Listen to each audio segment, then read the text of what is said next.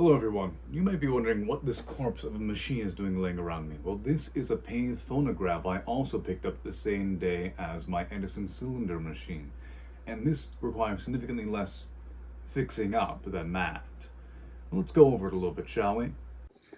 Now let's look at this machine. Just for your information, for those who don't know, that's the other side of my shop with the other project that I'm working on. But either way, let me show you this. This is a Pathephone Phonograph Co.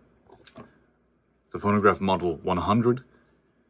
It has a number there that is entirely hard to get on camera. 8934, and it's from New York, USA. Lovely, eh? And I'll have to clean up this badge to get a proper patent number, but it looks like 05F on this. So, you know, a little bit of fixing. Of course, here is where it gets all the sound goes into. This is part of the reason the machine does not work to its proper capacity. Here's its reproducer. Now you may notice some unique features of this reproducer. One, that it has a hole in it. Two, that it has a crack in it. And three, that it's held together with electrical tape.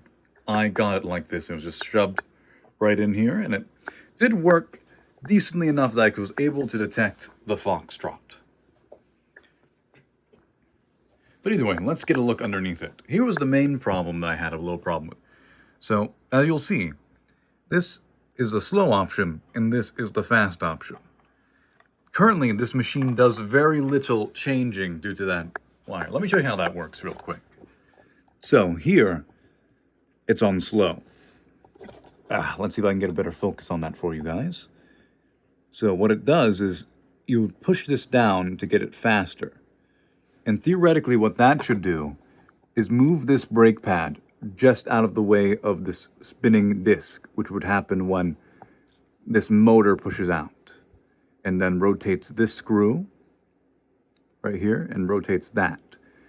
So that allowing this to be pushed around just slightly and change the speed of the machine.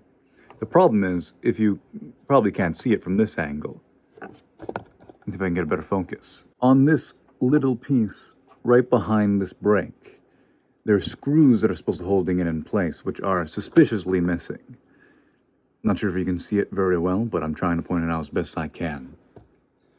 And also, probably the brake pad's a little bit worn out. Here's it's on its slowest section. You see how it's supposed to dampen the speed over time by pressing against it, but it doesn't even reach it because this is out of alignment. Now let me get you a better view of how everything works from this side. First, I'm going to put on the brake, which is just a metal stopper on top. Now I'm going to rotate the handle.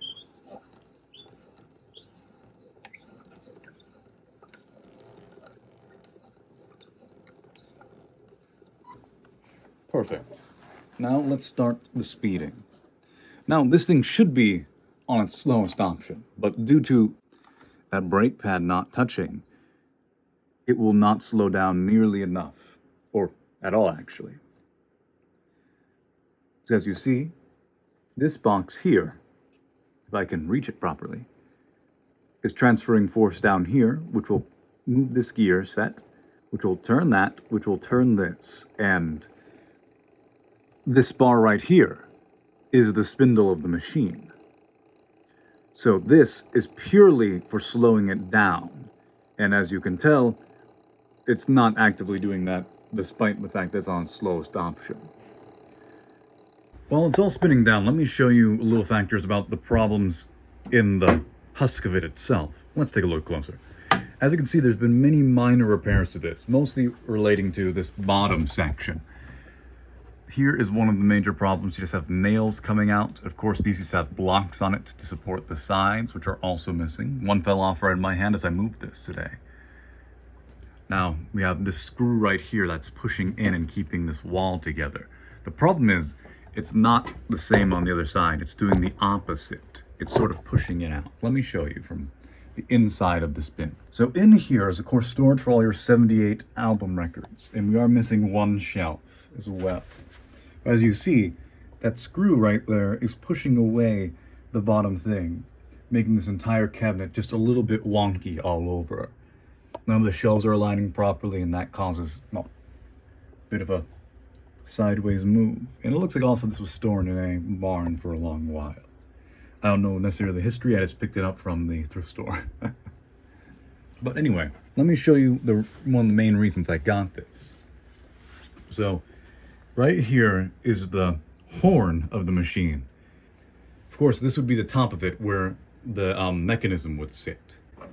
And the tube would hit here and be amplified by this horn acoustically. Because, there's no amplification technology here besides the acoustic amplification that one can do by cupping their hands and yelling. And there's plenty of things that just spilled out when I turned it on its side. For example, let me show you one thing that you might not know. So this would be a stylus, or part of a stylus. Let me explain. You see, these machines would use steel styli needles.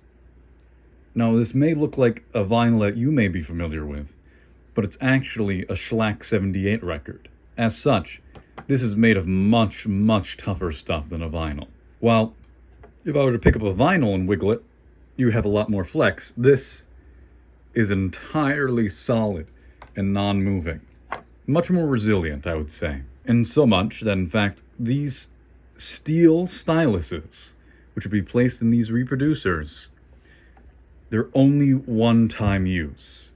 These will wear away on top of this record and need to be replaced every time.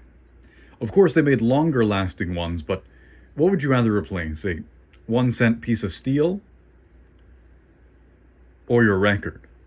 There's also the fact that the hinges aren't working too well. See, this is the removed hinge from the internal thing. Let me show you the lid real quick. I have it hidden over here for safety. Well, more like get out of my wayness. This was free-floating and causing a lot of problems, so I'm going to have to refix that as well. Now, let me show you my favorite part about this. Have you ever heard the phrase, stick a sock in it? So this has a mechanism here. Let me show you part of it. This would overlap this part right here. And to lower the volume, you would pull it over to reduce the amount of reproduced sound coming through. Now, you do this by pulling this rod through this hole right here. That's where stick a sock in it comes from, because you can only dampen the volume on acoustic players. And as such, if you had a metal tube, you would stick a sock in it to dampen that sound, because there'd be no other good way of doing it. Now, this cabinet is really the thing that needs to be fixed, because its woodwork is coming apart in some areas, and it needs a little bit of refinishing. The problem with refinishing it very, very well is that this is not a solid piece of wood. It has laminate on both sides. So it's going to be very difficult to get a better, newer, less scratched up finish on this. At the end of the day, I might not even do it, because it might just be a historical piece and I'll just fix it structurally. But I would like to sand down a little bit and restain it this gorgeous reddish brown that is on the inside, which I believe is the least worn area. But either way, this is my Pathe phonograph. And hopefully you'll be getting updates on how it's coming and how it's looking in the future. Thank you for watching.